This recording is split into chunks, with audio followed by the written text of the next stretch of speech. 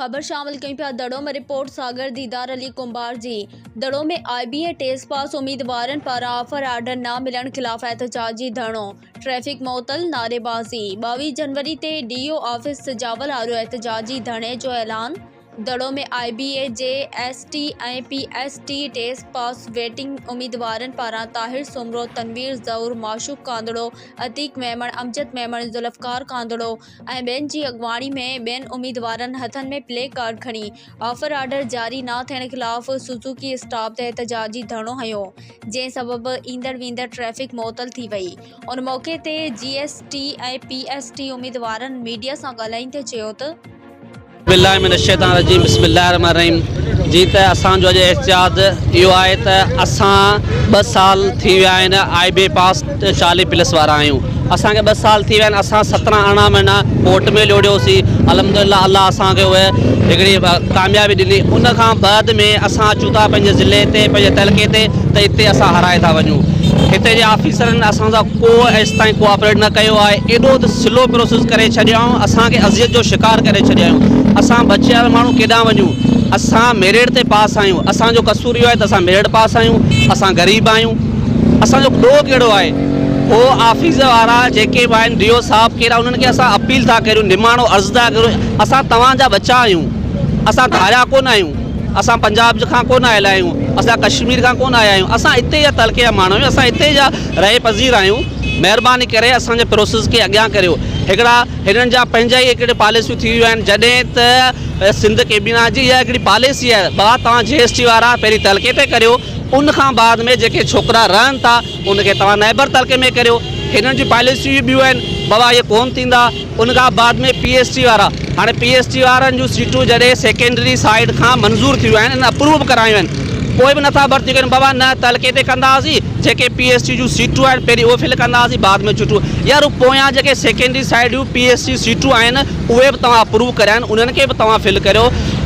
असां इहो निमाणो अर्ज़ु था करियूं DO ऑफिस जे जेके बि आला उहिदेदार आहिनि उनखे महिरबानी करियो असांजे प्रोसेस हलायो। अगरि तव्हां नथा हलो त असांखे मजबूरन धरणा आणा पवंदा। 40 ॾींहंनि जे अंदरि इहो प्रोसेस मुकमल थियण वारो कोन्हे।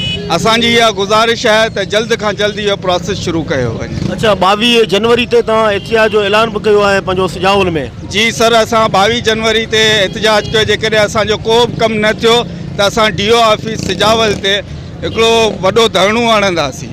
उन में असां सां गॾु गस्टा जा ऐं PTLF जा जेके अॻवान आहिनि उहे बि असां सां गॾु हूंदा। हुकूमत पॉलिसी मुताबिक़ जेकी पॉलिसी सिंध हुकूमत जी कैबिना जे मुताबिक़ ठही आहे उन मुताबिक़ ठहियल आहे त पंहिंजे तइलके में GST पंहिंजे तइलके खां में सीटूं फिल थी थियूं वञनि त पासे वारो जेको तइलको आहे उन में सीटूं बचत आहिनि त उन में अमी उनखे रखियो वञो। असांजो DO सिर्फ़ु मनपरस्ती करे रहियो आहे पंहिंजी हलाए रहियो आहे कंहिंजी बि न ॿुधी रहियो आहे। जीअं इहो स्टे ख़तमु थींदे 45 ॾींहं थी विया आहिनि। 45 ॾींहंनि में असांखे शुरू में ई चवंदो हो त GST वारा सभु थी वेंदा जेके रहिया उहे पासे वारे तइलके में थी वेंदा। हाणे ही कुझु ॾींहंनि खां पोइ इहो चए पियो त न सिर्फ़ु मूंखे तइलके वारे भर्ती करणी आहे। जीअं त पॉलिसी मुताबिक़ पासे वारा जेके तइलका उन में केतिरियूं सीटूं ख़ाली आहिनि। महिरबानी इहो असां एहतिजाज कयूं था 22 तारीख़ जेकर असांजो मसइलो उन खां में हल नथो थिए त गस्टा PTLF ऐं ॿिया बि असांजा जेके उस्ताद तंज़ीमूं आहिनि ऐं असां पास IBA उस्ताद भरपूर ते धरणो हणंदासीं। पॉलिसी आहे उन तहत त असां त ॿुधो आहे त कैबिनेट जी पॉलिसी खे केरु बि चैलेंज नथो करे सघे न ई कोर्ट जे फ़ैसिले खे केरु चैलेंज नथो करे।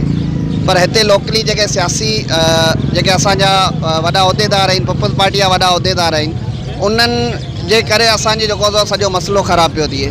असांखे हुन 2 तइलकनि में टुपण जी इजाज़त नथी ॾिनी वञे। जॾहिं पॉलिसी इहा त जेकॾहिं तव्हांजे तइलके में सीटूं फिल थियूं थियनि पोइ छोकिरा बचनि था हुन तइलके में वैकेंसियूं आहिनि छोकिरा अॻु में ऑलरेडी उन्हनि जा थी विया आहिनि त साइड वारे तइलके वारा शागिर्द तव्हां होॾा टुपाए सघो था। पोइ असां सां छो ज़ुल्म पियो थिए। 28 फरवरी लास्ट आहे। अञा जेकॾहिं असां माठ करे वेंदासीं अञा जेकॾहिं असीं घरनि में वेठा हूंदासीं त असांजो फ्यूचर तबाह थी वेंदो। असीं पीपल्स पार्टी जे ज़िले सदर ऐं जेके डिस्ट्रिक्ट सुजावल जा वॾा उहिदेदार आहिनि उन्हनि खे हथ ॿधी करे अपील था करियूं